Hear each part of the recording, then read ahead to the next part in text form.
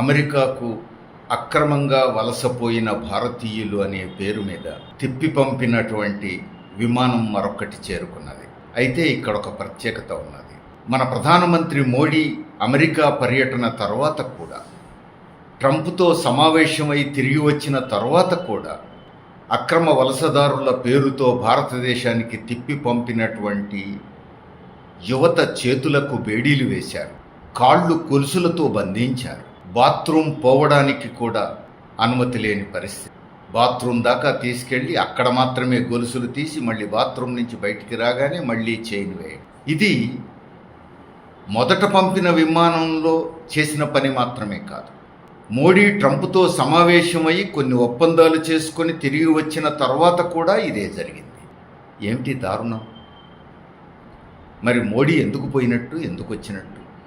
ఈ సమస్య మీదనే మోడీ అమెరికా పర్యటన చేయలేదు. కానీ అమెరికా పర్యటనలో ట్రంప్తో సమావేశమైన సందర్భంగా భారతీయ యువత ఇంత అవమానకరంగా తిప్పి పంపిస్తుంటే యువతని, దీన్ని కూడా ప్రశ్నించాలి కదా.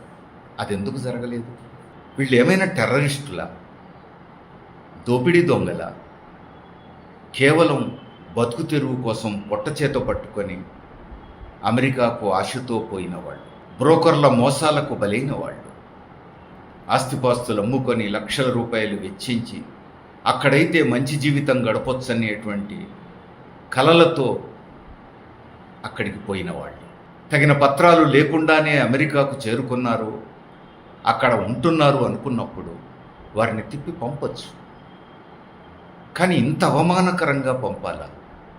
ఇంత విద్వేషంతో, ఇంత కక్షపూరితంగా పంపాలా? ఏండ్ల తరబడి ఇలాంటి ఘటనలు అనేకం జరిగి ఉన్నాయి. కానీ ఇప్పుడు సైనిక విమానంలో బందీలుగా కూర్చోబెట్టి చేతులకు బేడీలు వేసి కాళ్ళు గొలుసులతో బంధించి పంపాలా? అంత ప్రమాదకరమైన టెర్రరిస్టులా వీళ్ళు? ఇంత అవమానకరంగా మన యువతను స్వదేశానికి తిప్పి పంపుతుంటే భారత ప్రభుత్వం ఎందుకు మిన్నకున్నది? ఎందుకు నోరు మెదపట్లేదు? ట్రంప్తో సమావేశమై కూడా ఈ విషయంలో ఎందుకు అడగలేదు మోడీ? ఇది ఆందోళనకరమైన విషయం. ఇక అమెరికా చట్టాల మీద ఇక్కడ చాలా భ్రమలు, పెద్ద ప్రచారం. అమెరికాలో చట్టం 4 పాదాల మీద నడుస్తుందని, పర్ఫెక్ట్గా ఉంటుందని, అంతా చట్టబద్ధమైనటువంటి సమాజం అని అనేక భ్రమలు ఇక్కడ మనం చూస్తాం. పెద్ద ప్రచారాలు ఇక్కడ చూస్తాం. అమెరికాలో ప్రజాస్వామ్యం వర్ధిల్లుతున్నట్టు, అదే మనకు ఆదర్శం అన్నట్టు, శాంతి భద్రతలు చక్కగా ఉంటాయన్నట్టు.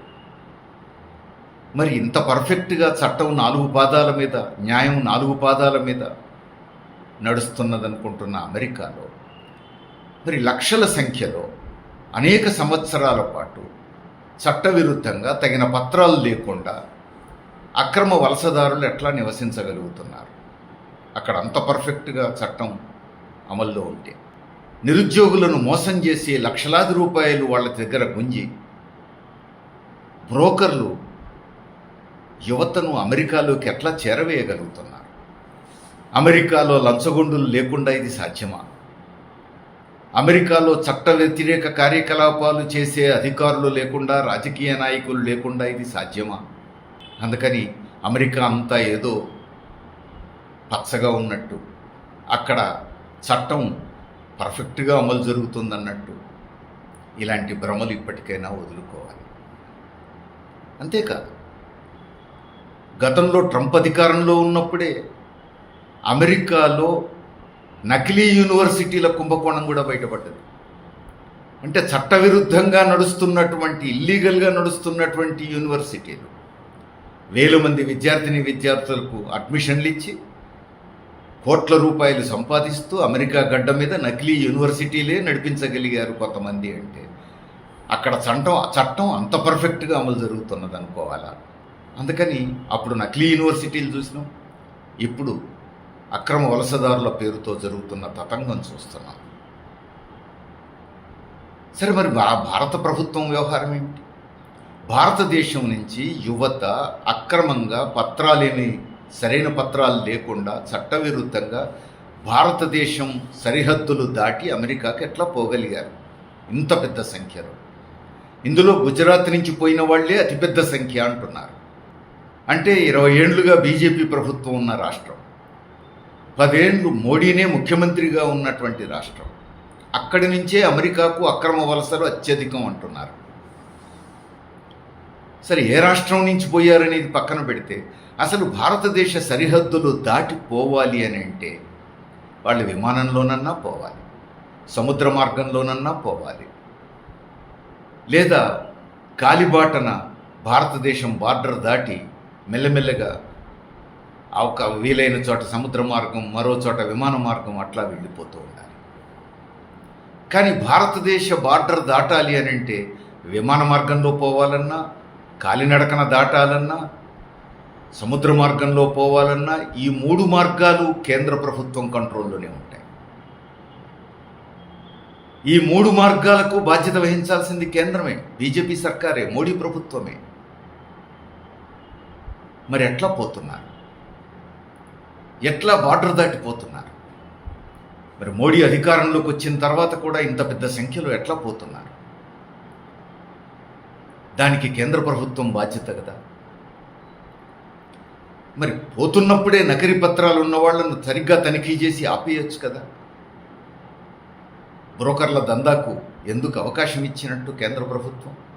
అవి గత ప్రభుత్వాలు కావచ్చు, ఇప్పుడు మోడీ అధికారంలోకి వచ్చిన తర్వాత గత 11 సంవత్సరాల నుంచి కావచ్చు. మొత్తం మీద చూస్తే జరుగుతున్నది ఏమిటి?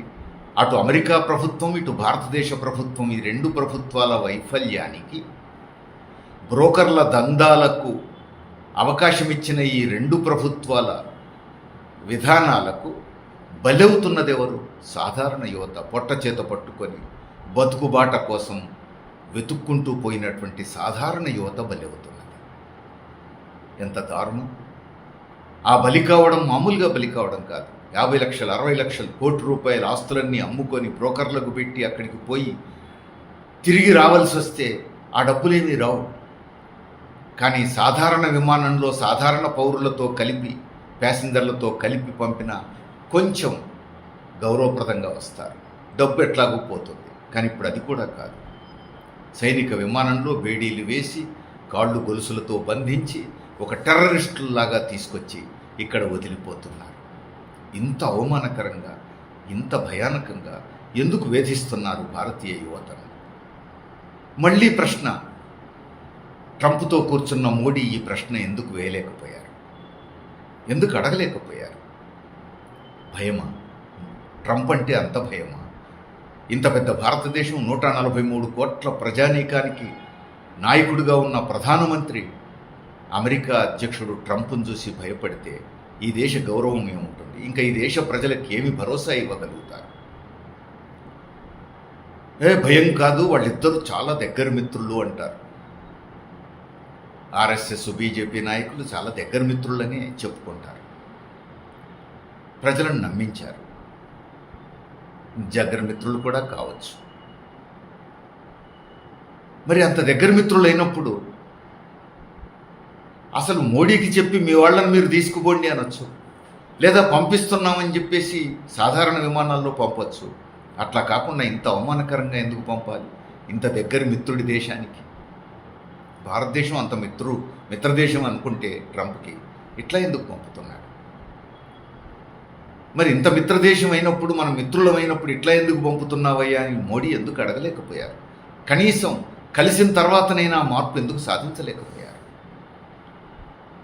మొదటి దఫా ట్రంప్ను గెలిపించడం కోసం గత ఎన్నికల్లో, ఈసారి కాకుండా అంతకుముందు జరిగిన ఎన్నికల్లో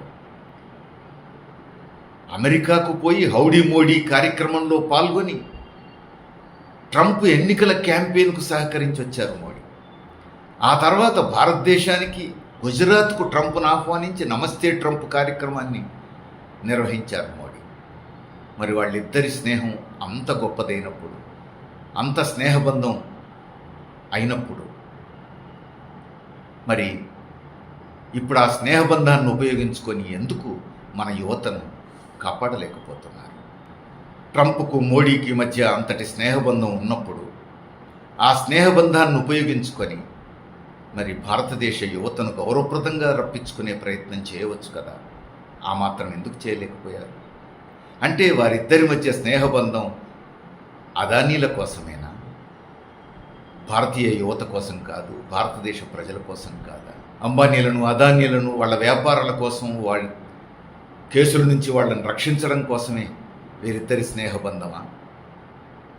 భారతదేశ ప్రయోజనాలు అవసరం లేదా? భారతీయ యువతకు ఆత్మగౌరవం అవసరం లేదా? మోడీ ఎందుకు పోయినట్టు, ఎందుకు వచ్చినట్టు? అమెరికా ప్రయోజనాలు నెరవేర్చడానికైనా మోడీ పోయి వచ్చేది? భారత ప్రయోజనాల సంగతి ఏమిటి? ముఖ్యంగా భారత యువతను గౌరవప్రదంగా వెనక్కి రప్పించడంలో ఎందుకు విఫలమయ్యారు? ఎందుకు కనీసం అడగలేకపోయారు? ఇది ఎంత అవమానకరం 143 కోట్ల మంది ప్రజలకు. భారతదేశ ప్రజానీకం అంతా ఇది ఆలోచించాల్సిన విషయం, మోడీని నిలదీసేయాల్సిన విషయం.